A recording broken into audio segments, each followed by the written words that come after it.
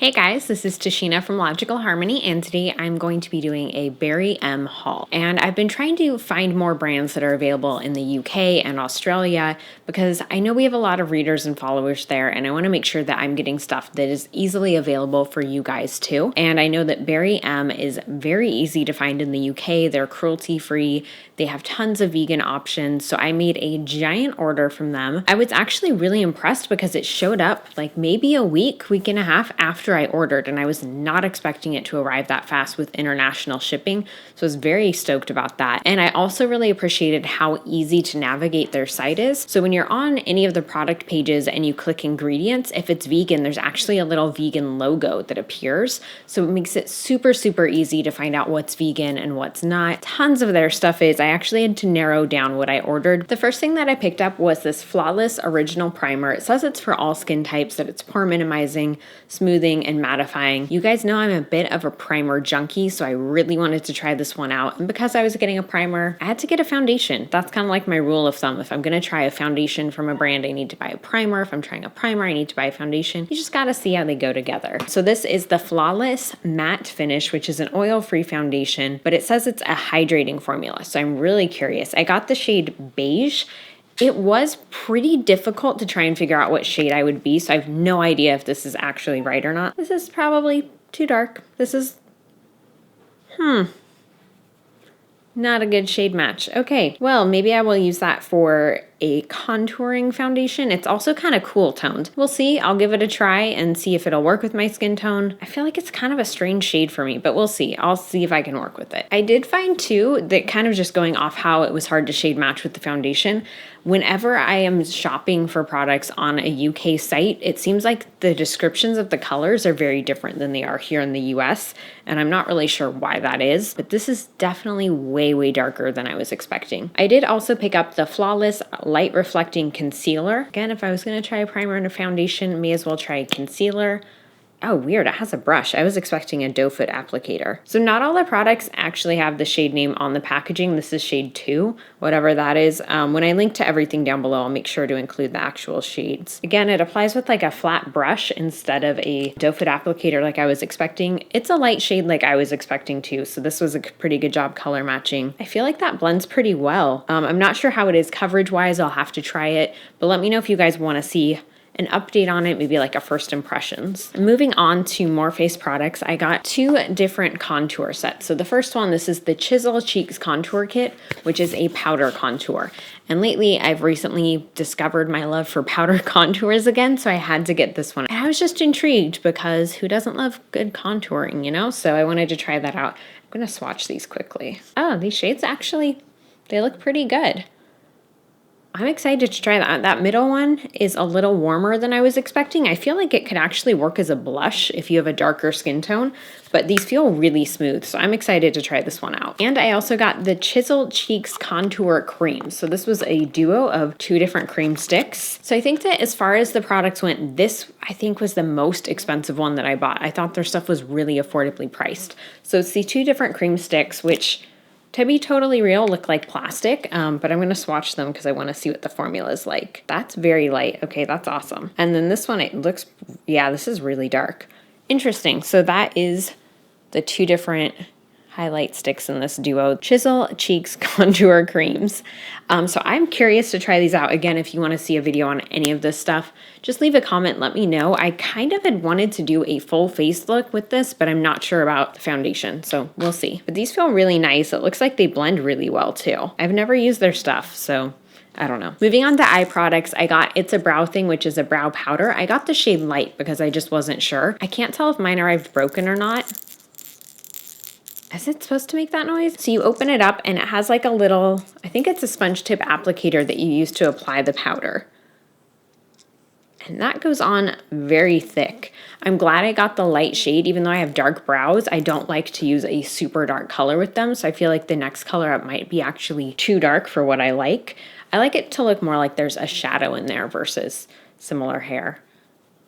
And that doesn't really budge. That's kind of crazy. So we'll see what that's like too. I'm really intrigued by that. I feel like if you're someone that you know, does have very sparse brows, just judging by the staying power, this could be really good to try out. I did get the Smokin Hot Shadow and Blush palette. So this one was a little risky because there were no photos of what was actually inside the palette. There was a photo of the front and a photo of the back, but nothing showing what came in it. I knew by the title it'd be like darker shades, but I really wasn't sure. There's like a matte black, a shimmery black, a shimmery like dark gray, a light gray, like a peach and a white, and then this really bright blush. So I'm going to swatch a couple of these so you guys can see. I really want to see what the blush is like. So that blush, as you guys can see, very, very pigmented. Very, very bright. I wasn't expecting that with these shades, but it does look pretty and it feels like the powders feel really nice and really smooth. I'm gonna just grab a couple of these at random. These are really nice. So I didn't swatch all of them, obviously, just 4 shades. I feel like they're really pigmented and really pretty, and the formula, again, just feels so smooth and buttery. So this is a palette that is definitely a little bit different for me. I don't usually use dark shades like this. You guys know that, but I think it'll be fun to try. That dark gray is so pretty. So I will definitely try making a look with this, and maybe I will do a video on it. In full disclosure, you guys know that I am a lip product junkie, so the majority of my order was actually lip products. Surprise, surprise. So I got the Matte Me Up Lip Crayon. I remember years ago when I used Tarte, they had some lip crayons that I really, really liked. So when I saw this, I was excited to see a vegan version. I don't remember what the name is, but again, I'll put it down below because it just looked like a really bright peachy coral. Definitely a little more pink than I was expecting, but I still think it's pretty and it could be fun, especially paired with the right gloss. I got 2 different Lip Boss high-powered glosses, shades 2 and 3. It's really annoying to me that the actual shade names aren't on here, but this one looks like a bubblegum pink, and this is a corally shade. I'm actually wearing it right now. I couldn't resist and had to try it out. It's not sticky, which I'm really enjoying about it, and I think it gives a nice bit of color. That is very pearlescent. So that is both shades next to each other. I like the formula. Like I said, I'm wearing it right now and it's not sticky. I'm not sure if I'm feeling the light pink, but I think it might be good layered over or under some different lipsticks. And I do really like this coral shade. I think it's really pretty. I got 2 of the Loudmouth Extreme Lip colors because they were on sale for $1 or $2. They were really, really cheap. So I got the shades Chatterbox and Screamer. Very typical shades for me to get, a peach and like a coral pink. A lot of product came out right there. I didn't really squeeze the tube hardly at all.